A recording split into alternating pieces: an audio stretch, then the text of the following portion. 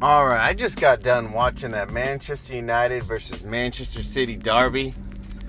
And let me tell you, that's really depressing. I mean, don't get me wrong. I love watching Manchester City, the way they play, their style of play. And I like seeing Manchester United. I really like the story of them fighting back, trying to get some respectability back.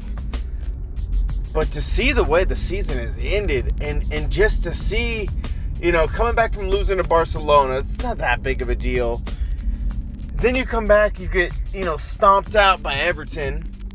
And then you come back and it's this big hype up. And what it really looked like to me was that the first half, they were able to hold Manchester City off and even create a couple opportunities just because they were pressing hard and showing energy and keeping it up and having a lot of energy. And then they come out of the second half and it was like their energy was low. Their heart was low.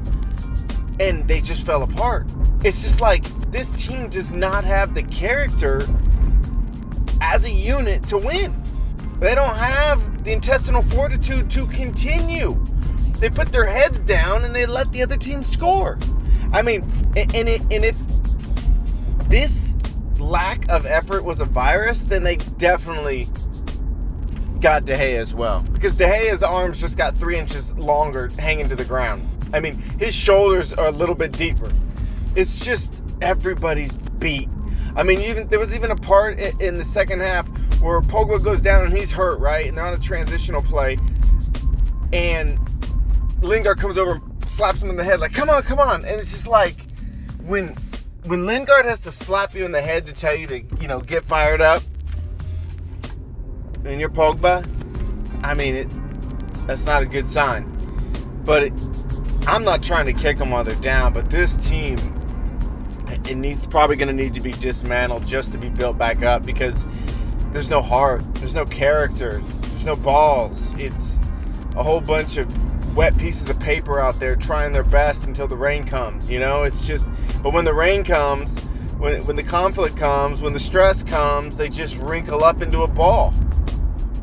And I'm not trying to take anything away from Manchester City because they came across a really strong, piercing Manchester United that was closing down space, a Manchester United that was getting to the ball first, a Manchester United that was moving in a group, that was closing down in groups, that was shutting space down, that was not giving them time.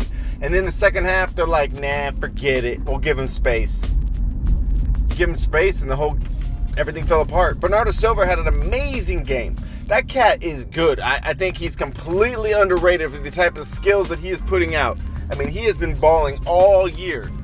Gets a goal, cuts it in from the outside of the right, cuts inside, and then cuts back, bam, left-footed shot to the right post. De Gea didn't have a chance.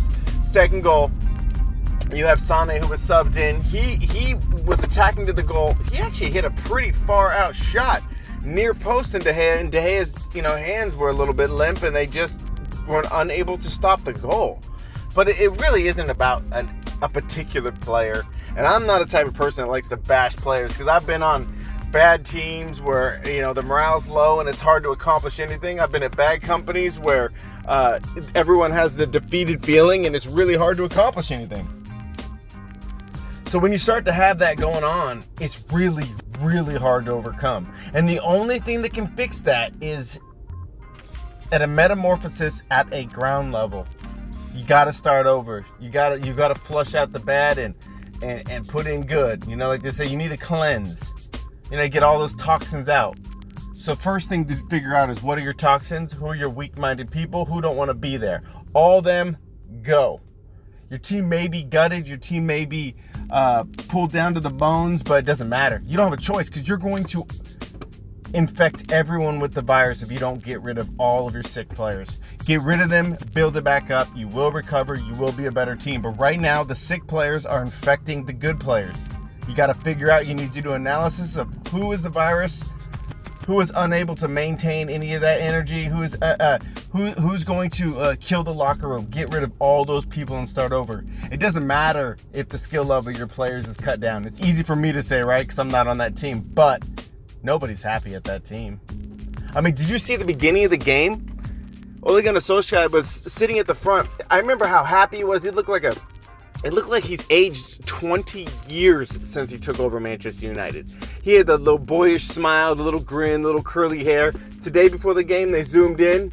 A scowl, wrinkles on his face, red eyes, angry. I mean, they have done a job like the president. He's aged like a president at Manchester United. The poor guy looks beat.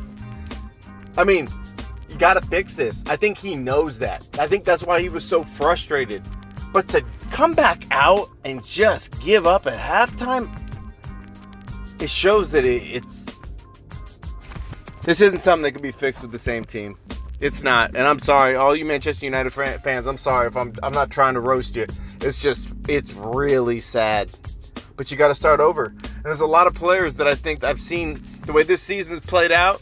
I think there's a lot of teams that are going to choose to pass or pay a lot less money. And I know they say that Pogba is a chameleon. Around great players, he's great. But if that's the case, then he must be around a lot of weak players.